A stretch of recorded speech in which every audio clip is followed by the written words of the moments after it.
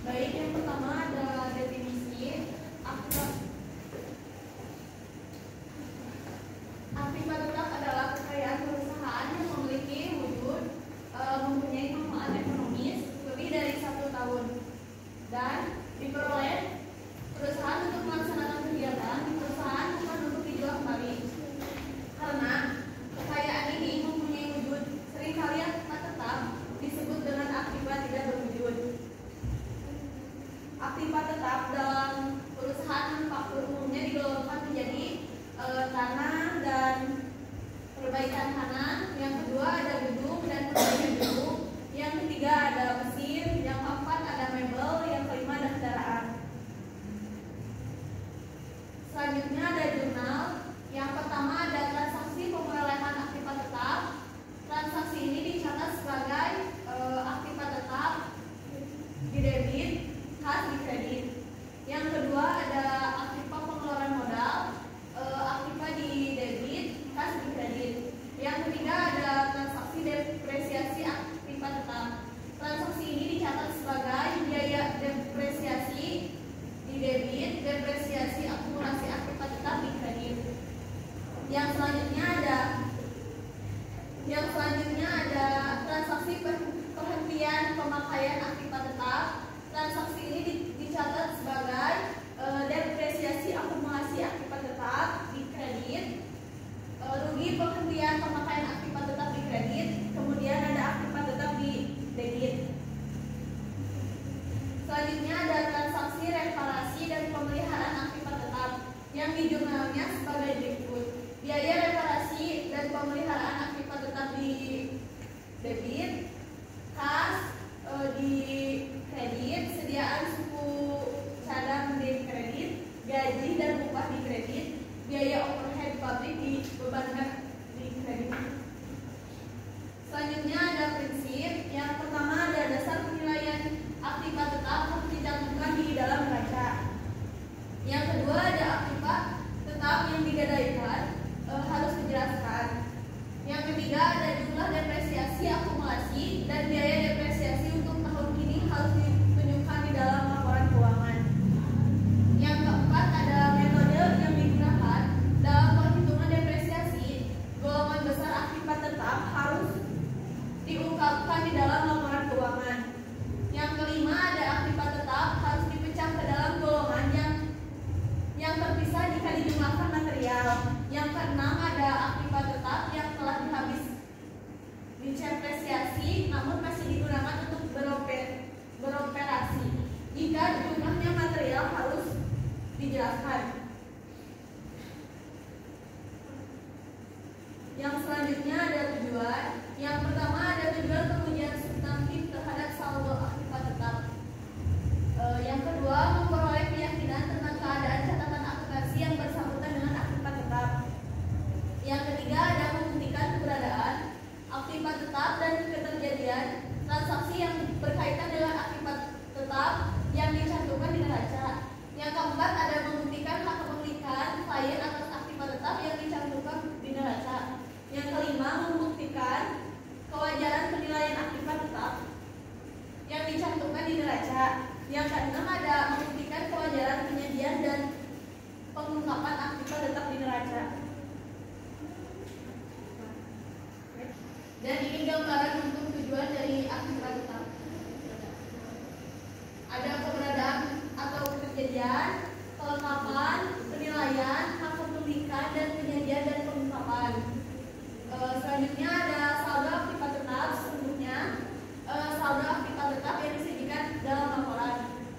Yang selanjutnya yang ke bawahnya ada prosedur audit awal. Selanjutnya ada prosedur analitik, pengujian terhadap transaksi rinci, pengujian terhadap saldo akun rinci, dan kemudian ada verifikasi penyajian dan pengungkapan. Program pengujian substantif terhadap saldo aktiva tetap. Yang pertama adalah prosedur audit awal. Yang pertama dilakukan prosedur audit awal atas saldo akun aktiva tetap yang diuji lebih lanjut.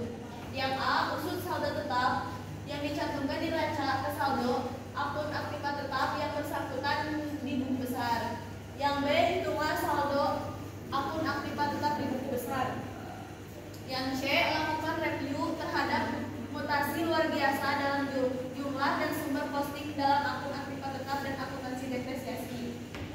D ada usut saldo akun aktiva tetap ke kertas kerja tahun yang lalu. Yang E usut posting penerbitan dan kreditan akun aktiva tetap dalam jurnal yang bersangkutan. Yang F ada lakukan rekonsiliasi akun kontrol aktiva tetap dalam buku besar ke buku pembantu aktiva tetap. Yang selanjutnya ada prosedur analitik. A hitung rasio berikut ini. Yang pertama ada tingkat perputaran aktiva tetap, rasio laba bersih dengan aktiva tetap, rasio biaya reparasi dan pemeliharaan dengan aktiva tetap. Yang B ada lakukan analisis hasil prosedur analitik dengan harapan yang didasarkan pada masa lalu data industri juga yang dianggarkan atau data lain. Yang selanjutnya ada pengujian transaksi rinci. Periksa tambahan aktiva tetap ke dokumen yang mendukung timbulnya transaksi tersebut. Yang keempat ada pemeriksaan berkurangnya aktiva tetap ke dokumen yang mendukung timbulnya transaksi tersebut. Pengujian terhadap transaksi rinci.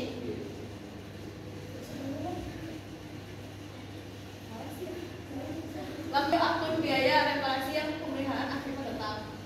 Yang selanjutnya ada pengujian terhadap saldo akun rinci. Lakukan inspeksi terhadap aktiva tetap. Yang A lakukan inspeksi terhadap tambahan aktiva tetap. Yang B lakukan penyelidikan dan sesuai jika terjadi perbedaan. Yang C periksalah dokumen yang mendukung pembayaran utang usaha setelah tanggal neraca.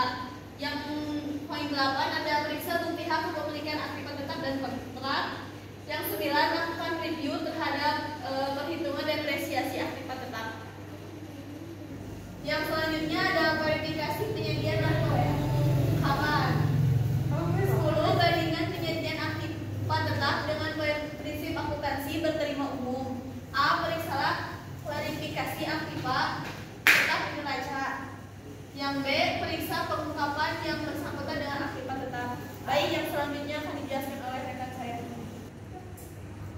Baik, selanjutnya saya akan menjelaskan definisi dari aktiva tidak berwujud. Aktiva tidak berwujud itu bukan merupakan klaim terhadap pihak lain, dan aktiva tidak berwujud itu bukan merupakan yang eksistensi secara fisiknya itu ada.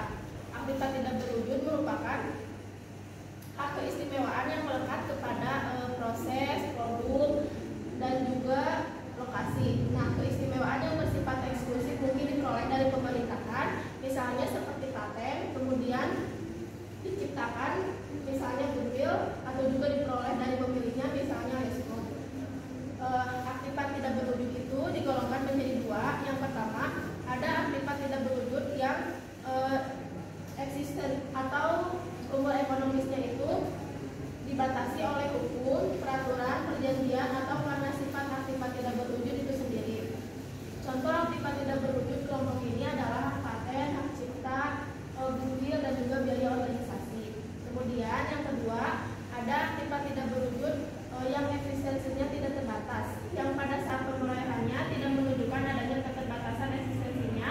Contohnya yaitu merek dagang dan juga nama dagang.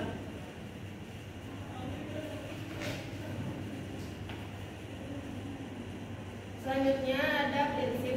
Yang pertama, aktiva tidak berwujud itu harus disajikan secara terpisah di dalam neraca.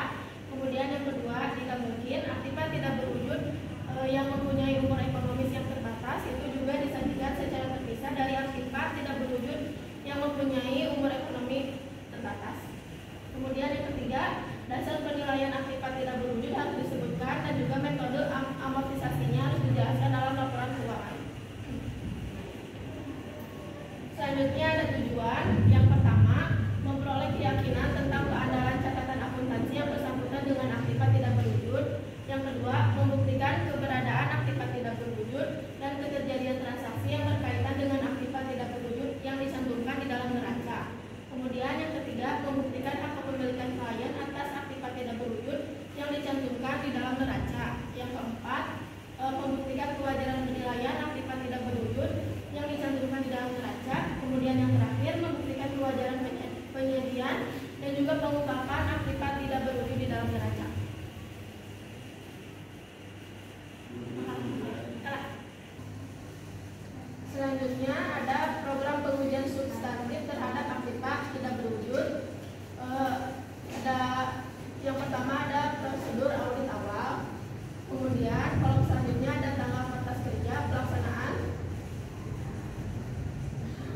Selanjutnya ada program pengujian substantif terhadap aktivitas tidak terwujud.